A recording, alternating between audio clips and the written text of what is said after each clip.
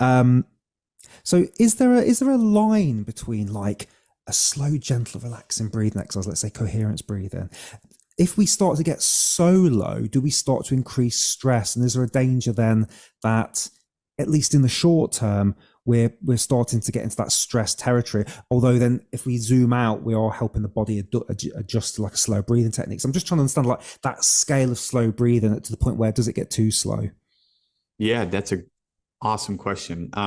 So most of the time when I mention the word slow breathing, I'm thinking more of like the coherent breathing, around, let's say, 4 to 7 breaths a minute for most people. In that general ballpark, usually it's like 5 to 6 is what most people find most comfortable. So that's about a 5 or 6 second inhale or a 5 or 6 second exhale.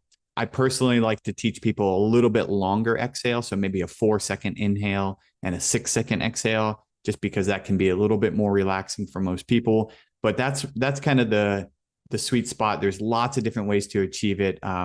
Thinking of it as like green vegetables is a really good idea. Like you can eat broccoli or kale or or cabbage or whatever. They're all going to be good for you in a Mm-hmm. slightly different reason. That's kind of what these slow breathing, like box breathing or 4-7-8 or 6-2-7. You can get all these different ratios, but they're all kind of doing the same thing, and that's activating that parasympathetic nervous system, activating the relaxation response, which is going to basically counter all the damage from the stress response.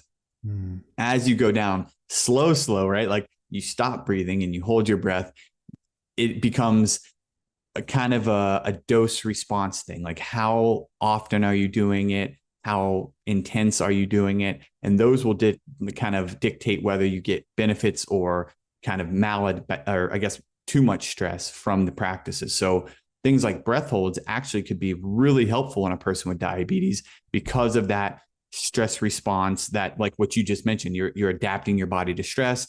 And that stress response I mentioned earlier, right? That we said, oh, that's the bad guy. It's really not that bad. It's actually a really great thing. It does a lot of incredible things if it's short, if it's very brief.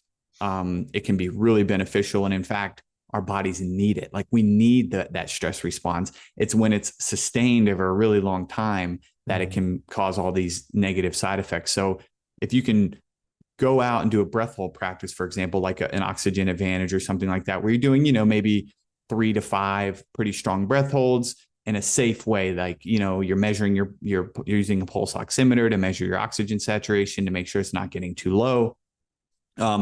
That could be beneficial. Again, each person's individual. You want to work with a coach or something. You don't just want to go out and start holding your breath and pass out, but it can be really helpful because of the adaptations to that stress. Like, for example, one thing, if you lower your blood oxygen saturation, your body says, we need more oxygen, right? So what does it do? Well, it releases nitric oxide to open the blood vessels to increase blood flow. It says, I can't get more oxygen, but I could get you more blood. So here, I'm going to release more nitric oxide, open up those blood vessels. And wherever I sense that there's low oxygen, I'm going to, really push the blood faster through there. And so again, for a person with diabetes, that could be really helpful.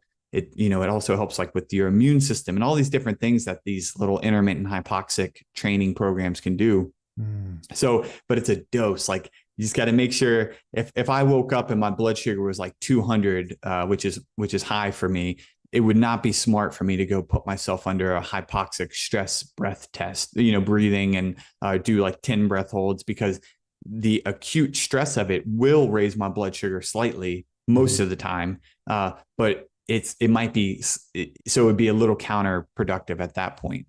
But let's say my blood sugar is in great range, I'm feeling good. Maybe I could go do a breath hold training, like, do 3 or 5 of these stronger breath holds. And it might raise my blood sugar a little bit, but the positive adaptations from it are probably worth it to get that kind of like, you gotta pick and choose your battles. Of course, it won't be perfect, but it might be worth doing some of those more intense stressful breathing techniques. So it's a balancing act. And the problem is, like, you think of things like obstructive sleep apnea, like, well, aren't they just holding their breath? Why is it so bad? Because it's chronic, right? It's over and over all night long. And so everything comes back to kind of like a sweet spot of dose response. And so if you do these stressor kind of breath holds, the super slow breathing, we might call it, where you might breathe once every minute or something. you just have to be careful not to overdo it. Mm, mm. Yeah, I think it's really important, isn't it? It's like listening to your body, and I often say, you know, there's like good, like you said, there's good stresses and bad stress. Like going to the gym's like a stressor, right? You know, go and lift some Right. weights. We're like in a state of stress temporarily, but we don't lift a dumbbell 24 hours a day because that would be Right. crazy. But that's what we do with our bodies, right? That's a good Yeah, analogy. Like that's it's like a it. 24-hour dumbbell Yeah, because we're yeah. always something, right? There's always something to be stressed about. And so